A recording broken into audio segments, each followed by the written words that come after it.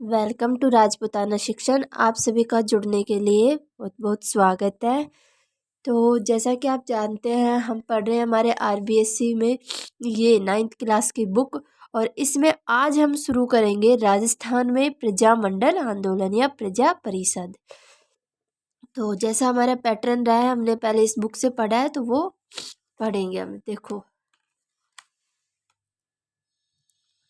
प्रजामंडल। देखिए, प्रजामंडल, राजस्थान में प्रजामंडलों की स्थापना और प्रजामंडल आंदोलन, ये जो भी है इसका, ये देखो, इसके बारे में जो अन्य फैक्ट निकल के आते हैं वो मैं आपको बाद में बताऊंगी। पहले इसको हम पढ़ते हैं। देखो, राजस्थान में स्वतंत्रता संघर्ष को 3 चरणों में विभक्त किया गया है। कौन कौन से चरण थे? प्रथम 1927 ईस्वी से पूर्व, द्वितीय 1927 से 38 तक, और तृतीय चरण 1938 से 1949 तक। प्रथम चरण देखो क्या था। प्रथम चरण सामाजिक और मानवतावादी समस्याओं पर केंद्रित था। द्वितीय चरण में all India state peoples conference की स्थापना की गई थी। और जो तीसरा चरण है 1938, इसमें कांग्रेस का कौन सा अधिवेशन होता है? हरिपुरा अधिवेशन में प्रस्ताव पास कर देशी रियासतों में लोगों द्वारा स्वतंत्रता संघर्ष चलाने की क्या कही गई? बात कही गई। 1938 में तो सबसे पहले क्वेश्चन यही बनता है कि प्रजामंडलों की स्थापना की बात कब कही गई थी? तो 1938 में कांग्रेस अधिवेशन के जो हरिपुरा अधिवेशन होता है, उसमें देशी रियासतों में लोगों द्वारा ये क्या प्रजामंडल की बात करी गई थी। 1938 ईस्वी के बाद ही विभिन्न राज्यों में प्रजामंडल या प्रजा परिषदों की क्या हुई? स्थापना हुई, तथा राजनीतिक अधिकारों और उत्तरदायी शासन के लिए आंदोलन क्या हुआ? शुरू किए गए।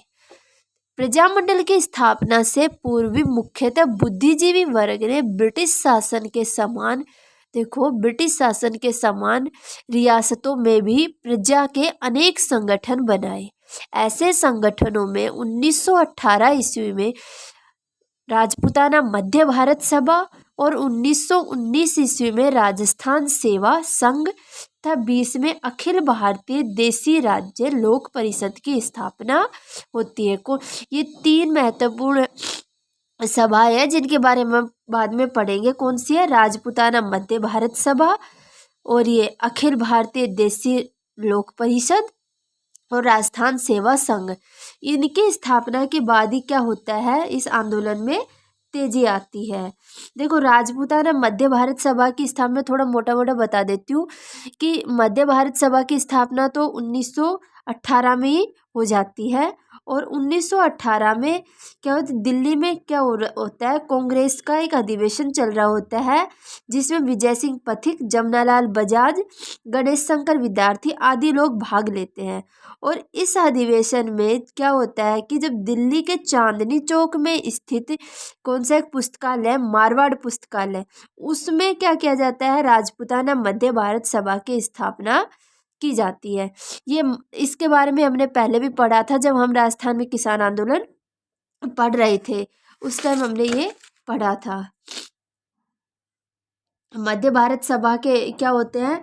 4 अधिवेशन होते हैं, चरण होते हैं, जिसमें जैसे प्रथम चरण 1918 में होता है दिल्ली में, और द्वितीय चरण 1919 में होता है अमृतसर में, तृतीय चरण अजमेर में होता है, जो का होता है 1920 में, और चतुर्थ चरण जो है वो मोस्ट होता है, जो होता है हमारे नागपुर में दिसंबर 1920 में। कब? नागपुर में, वो भी दिसंबर 1920 में।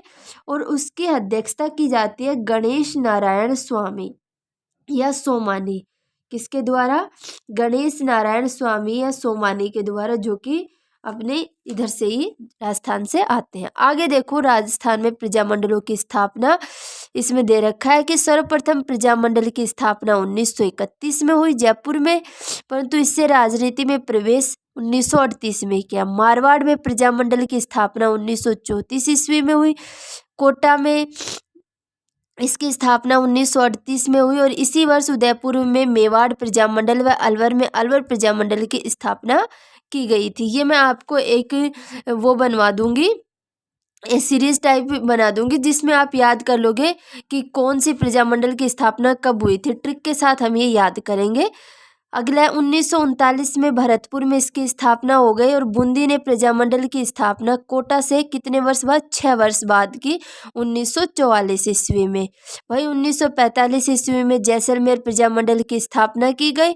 1933 ईस्वी में सिरोही लोक परिषद की स्थापना, देखो एक लोक परिषद आती है और एक प्रजामंडल आती है, दोनों में अलग अलग है, की स्थापना मुंबई की ओर से की गई। और बीकानेर में लोक परिषद की स्थापना 1936 में की गई। कब की गई, 1936 में की गई। ये हम डेट वाइज याद करेंगे। अब हम इससे जो जो फैक्ट निकल के आए हैं हमारी बुक से वो मैंने आपके लिए लिखे हैं, तो आप भी उनको लिख लेना। देखो प्रजामंडल आंदोलन, तो प्रजामंडल आंदोलन के शुरू होने का कारण क्या था। सबसे पहले तो यही क्वेश्चन बनता है कि प्रजामंडल आंदोलन क्यों शुरू हुए थे। तो क्या थी, उत्तरदायी शासन की स्थापना करना, उत्तरदायी शासन के लिए। दूसरा है देशी रियासतों में उत्तरदायी सरकार, यानी कि राजा की छत्र छाया में सरकार की स्थापना करना होता था। स्थानीय लोगों में जागृति लाकर, स्थानीय लोगों में राजनीतिक जागृति लाना था, उन्हें उनके अधिकारों के प्रति क्या करना, जागृत करना।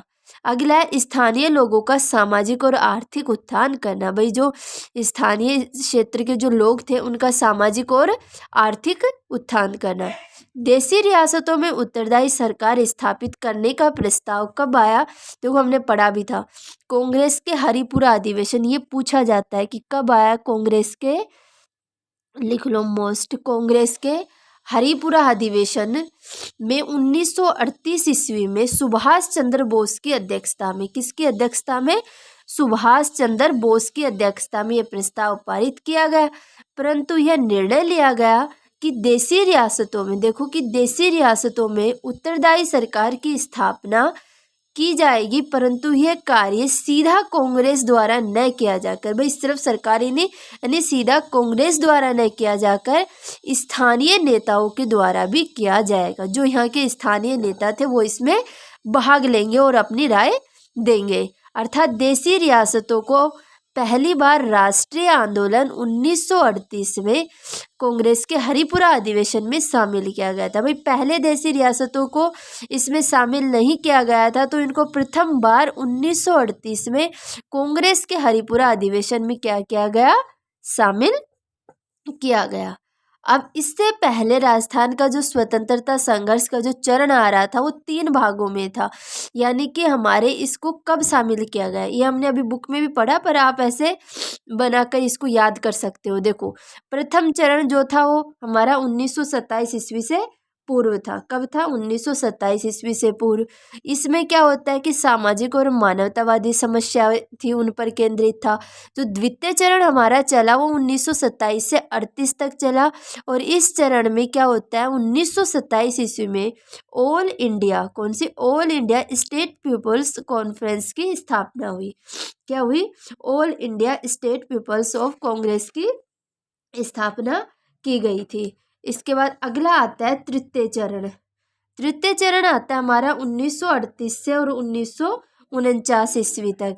इसमें 1938 में क्या होता है, कांग्रेस का एक हरिपुरा अधिवेशन होता है जिसमें प्रजामंडल या प्रजा परिषदों की क्या की जाती है, स्थापना की जाती है। कब की जाती है, 1938 में इसकी स्थापना कर दी जाती है। तो ये थे प्रजामंडल आंदोलन शुरू होने के कारण व उद्देश्य।